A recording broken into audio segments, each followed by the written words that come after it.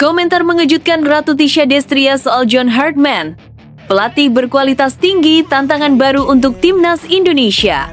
Untuk John Hartman, saya ikut memilih karena saya anggap dia pelatih yang mempunyai kualitas tinggi. Dia disiplin, cerdas, penuh taktik, dan suka dengan tantangan. Maaf STY, tak bisa saya datangkan, saya sudah berusaha. Hanya ini jalan terbaiknya untuk masa depan timnas Garuda. Media Honduras terkejut. John Hartman pilih timnas Indonesia, sekedar gaji tinggi atau ada alasan lain? Media Honduras tak terima John Hartman lebih pilih timnas Indonesia, klaim ditawari gaji menggiurkan, tak bisa dipercaya. John Hartman pasti tidak hanya sekedar gaji tinggi yang dipilih di Indonesia, mungkinkah di sana karena pemainnya menjanjikan?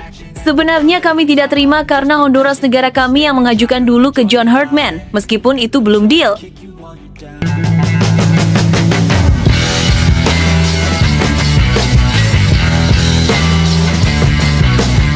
Sebelum kita lanjut ke berita terlengkapnya, alangkah mulianya bagi kalian untuk tekan tombol like dan yang belum subscribe, tolong subscribe channel ini.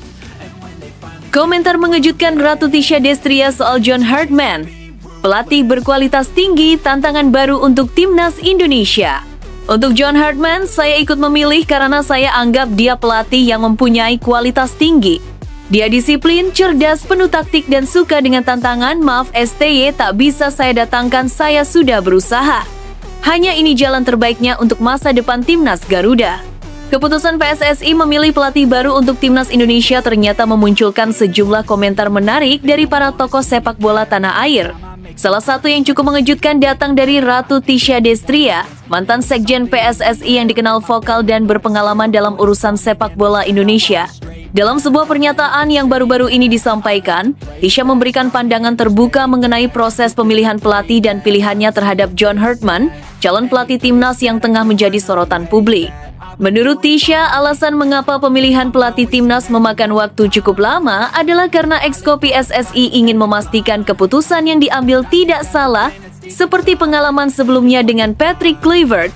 Proses ini panjang karena Exco PSSI berharap tidak salah pilih lagi seperti Patrick Kluivert, ujar Tisha. Pernyataan ini memberikan gambaran bahwa PSSI kali ini ingin lebih berhati-hati dan teliti dalam memilih pelatih yang tepat untuk timnas Indonesia. Lebih lanjut, Tisha menegaskan bahwa dirinya mendukung pilihan John Hartman.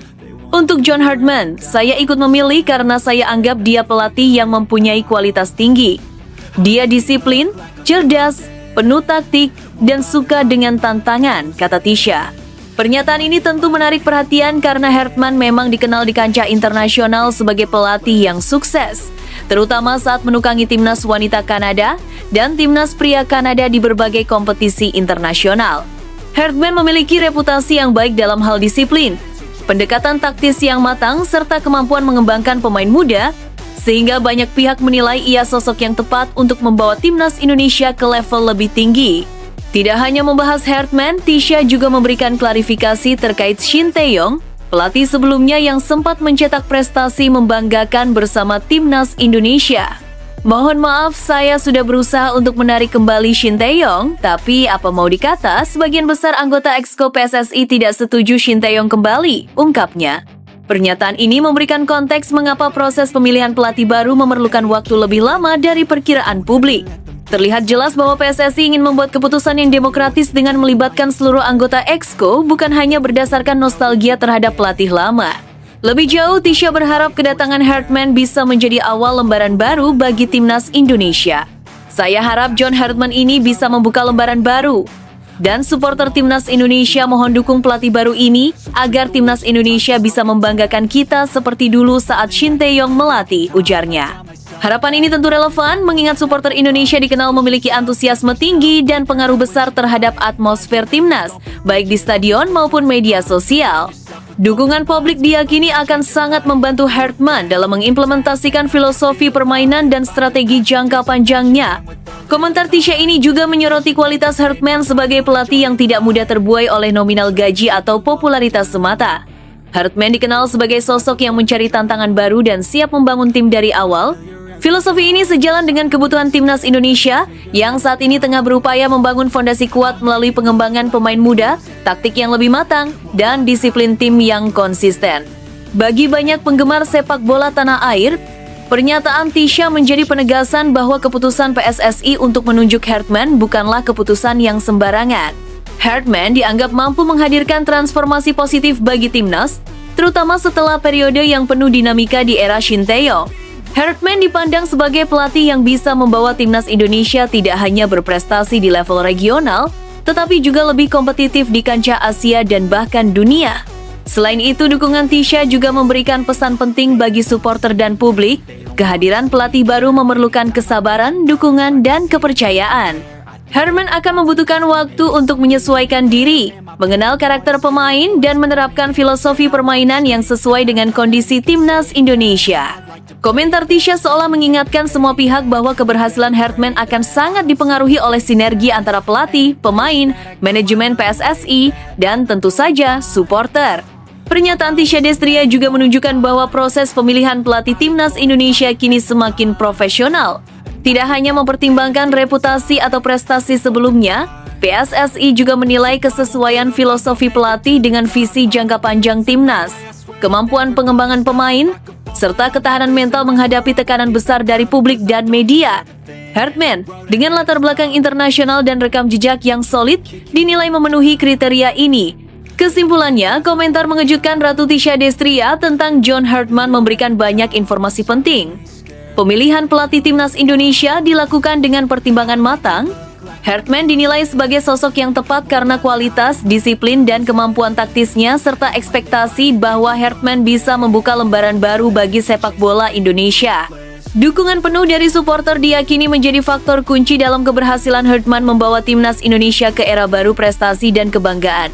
Dengan kata lain, keputusan PSSI menunjuk Hartman bukan hanya soal nama besar, tetapi juga soal visi, strategi jangka panjang, dan kesempatan membangun tim yang solid. Pernyataan Tisha menjadi pengingat bahwa perubahan besar memerlukan waktu, kesabaran, dan dukungan bersama. Dan Hartman kini memegang kunci untuk memimpin timnas Indonesia menuju masa depan yang lebih gemilang. Namun tunggu dulu. Setelah admin telusuri secara mendalam bahwa berita di atas adalah karangan belaka dan hoax, ini sebagai edukasi supaya penonton lebih jeli dalam memilih berita.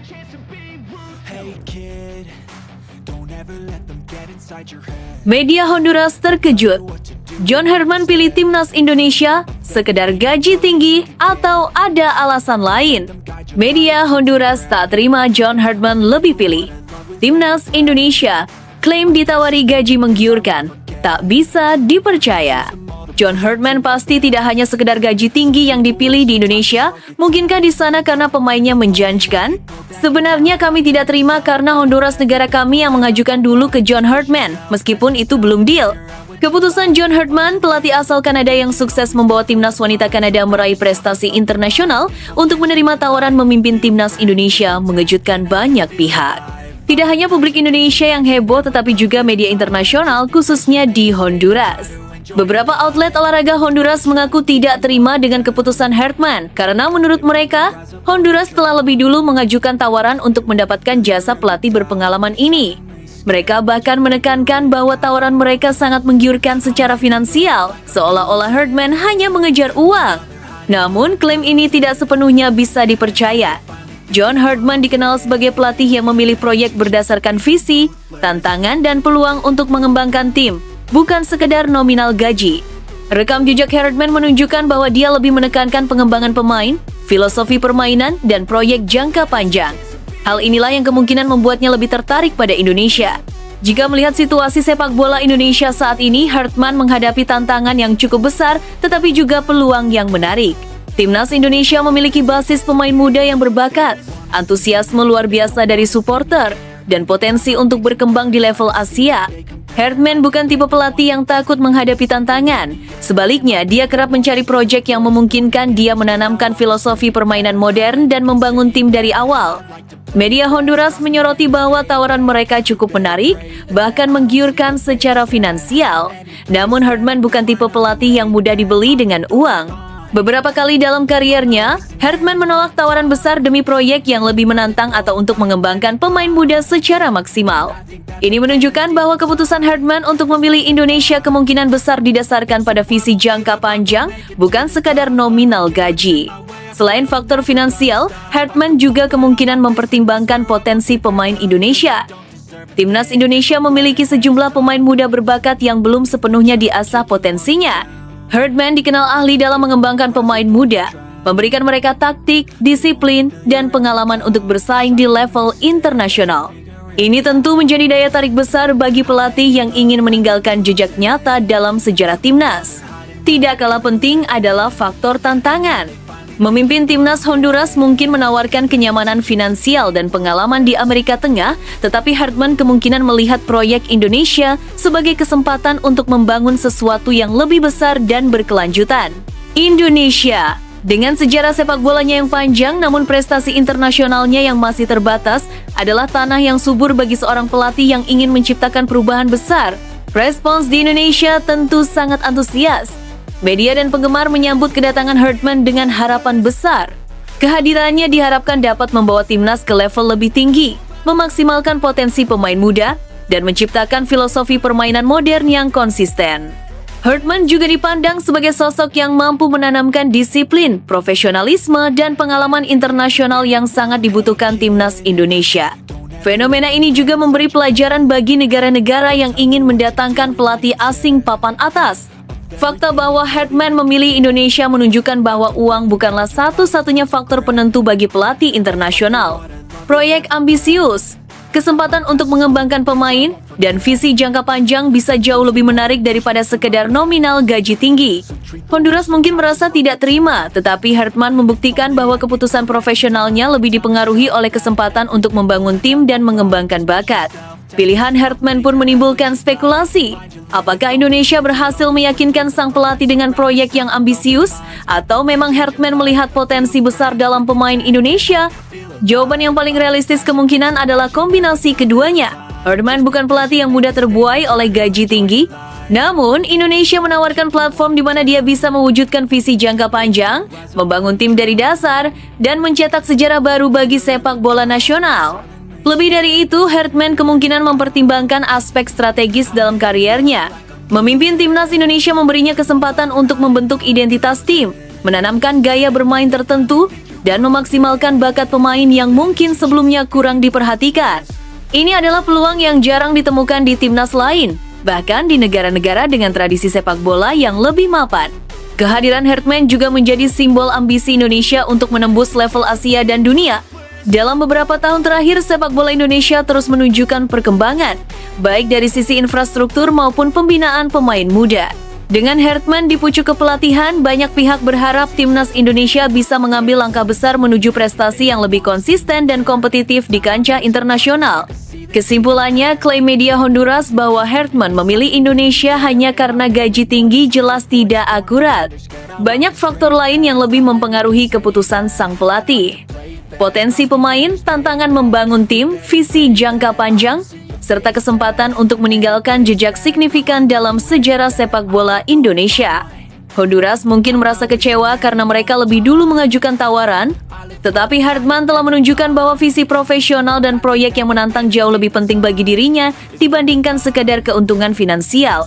Dengan keputusan ini, Hartman bukan hanya membawa pengalaman dan reputasi internasional ke Indonesia, tetapi juga harapan besar bagi penggemar sepak bola tanah air. Masyarakat dan pemain tentu berharap bahwa di bawah kepemimpinannya, timnas Indonesia akan memasuki era baru yang lebih gemilang dan menjadikan nama Indonesia semakin diperhitungkan di kancah sepak bola Asia bahkan dunia.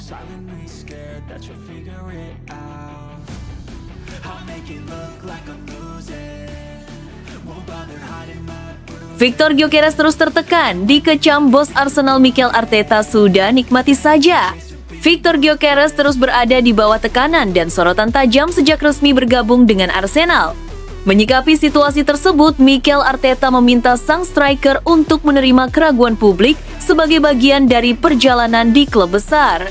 Gyökeres didatangkan dengan nilai transfer mencapai 63,5 juta usai tampil luar biasa bersama Sporting CP, mencetak 97 gol dari 102 pertandingan. Transfer besar itu langsung mengangkat ekspektasi, sekaligus menghadirkan tekanan besar di setiap penampilannya. Secara statistik, 6 gol dari 19 penampilan tergolong awal yang cukup solid. Namun, kritik tetap berdatangan karena Gyökeres baru mencetak gol dalam 4 laga, dan seluruh gol Liga Primernya tercipta melawan tim papan bawah. Kondisi ini membuat sorotan terhadap perannya sebagai ujung tombak Arsenal semakin tajam. Menjelang laga kontra Everton, Arteta menegaskan bahwa tingkat perhatian terhadap Gyökeres tidak berubah sejak hari pertama. Ia mengingatkan bahwa sang striker datang tanpa pramusim dan sempat kesulitan secara fisik di liga yang sangat menuntut. Menurut Arteta, adaptasi memang membutuhkan waktu, terlebih bagi pemain dengan gaya bermain fisikal seperti Gyökeres. Menurut Anda, apakah Gyökeres hanya butuh waktu untuk meledak bersama Arsenal atau justru tekanan besar akan terus membebaninya? Sampaikan pendapat Anda di kolom komentar. Rahasia tembok baja Chelsea terbongkar. Enzo Maresca puji chemistry gila dua bek ini. Chelsea tampil sebagai tim paling sulit ditembus di Liga Inggris musim ini. Lini pertahanan The Blues menjelma menjadi benteng kokoh yang membuat lawan frustrasi. Enzo Maresca pun akhirnya mengungkap rahasia di balik solidnya tembok baja Chelsea, dan jawabannya bukan sekedar soal taktik di papan strategi. Klub asal London Barat tersebut mencatat rekor clean sheet terbanyak sejauh musim berjalan, dengan hanya kebobolan 15 gol menjelang paruh kompetisi. Dua sosok menjadi pusat kekuatan pertahanan itu, Trevoh Chalobah dan Wesley Fofana. Maresca menyebut chemistry keduanya sudah berada di level gila dan sangat menentukan stabilitas tim. Sejak 1 November, Chalobah dan Fofana 6 kali menjadi starter bersama. Hasilnya luar biasa, 5 pertandingan berakhir tanpa kebobolan dan hanya 1 gol yang masuk. Gol tersebut pun tercipta saat Chelsea bermain dengan 10 orang melawan Arsenal. Menurut Maresca, koneksi batin dan waktu bermain bersama membuat mereka mampu saling memahami, bahkan hanya lewat kontak mata. Menariknya, fokus pada pertahanan tidak membuat lini serang Chelsea melempem. The Blues hanya 2 kali gagal mencetak gol di Premier League musim ini. Menurut Anda, apakah duet Chalobah Fofana layak disebut bek terbaik Liga Inggris musim ini? Tulis pendapat Anda di kolom komentar. Claudio Echeverri dipastikan akan kembali ke Manchester City pada Januari mendatang setelah masa peminjamannya bersama Bayer Leverkusen berakhir lebih cepat dari rencana. Gelandang muda asal Argentina itu baru menjalani 4 bulan masa pinjaman sebelum kedua klub sepakat untuk mengakhirinya lebih awal. Kepastian tersebut disampaikan langsung oleh pelatih Bayer Leverkusen Kasper Hjulman dalam konferensi pers. Ia menegaskan bahwa keputusan ini merupakan hasil kesepakatan bersama antara Leverkusen dan Manchester City. Hjulman juga mengonfirmasi bahwa Echeverri tidak akan masuk dalam skuad pertandingan berikutnya karena status peminjamannya telah resmi dihentikan. Sepanjang musim ini, mantan pemain River Plate tersebut mencatatkan 1 assist dan tampil dalam 11 pertandingan di semua kompetisi dengan total waktu bermain 270 menit. Namun, ia hanya dipercaya sebagai starter dalam 3 laga. Salah satu penampilan tersebut terjadi di ajang Liga Champions saat Leverkusen menghadapi Paris Saint-Germain, pertandingan yang berakhir dengan kekalahan telak 2-7. Keputusan mengakhiri masa pinjaman ini memunculkan tanda tanya terkait perkembangan Echeverri dan rencana Manchester City terhadap masa depannya. Apakah ia akan langsung masuk dalam rencana Pep Guardiola? Atau kembali dipinjamkan demi mendapatkan menit bermain lebih banyak? Menurut Anda, langkah apa yang paling tepat bagi Manchester City untuk perkembangan Claudio Echeverri? Tulis pendapat Anda di kolom komentar. Ferguson sebut MU baru akan juara Liga 10 tahun lagi, Amorim langsung keras buka suara. Manchester United kembali menjadi sorotan setelah Sir Alex Ferguson melontarkan pandangannya terkait peluang setan merah meraih gelar Liga Inggris berikutnya. Legenda klub tersebut menilai MU masih membutuhkan waktu panjang sebelum kembali menjadi juara. Pernyataan ini pun langsung mendapat respons dari Ruben Amorim di tengah persiapan tim menyambut Liga Inggris musim 2025-2026. Sir Alex Ferguson secara terbuka menyebut bahwa Manchester United mungkin baru bisa menjuarai Liga dalam rentang 1 dekade ke depan. Ia membandingkan situasi MU saat ini dengan Liverpool pada era 1990-an. Saat itu, Liverpool merupakan klub dominan di Eropa, namun tetap membutuhkan waktu sekitar 30 tahun untuk kembali menjuarai liga domestik.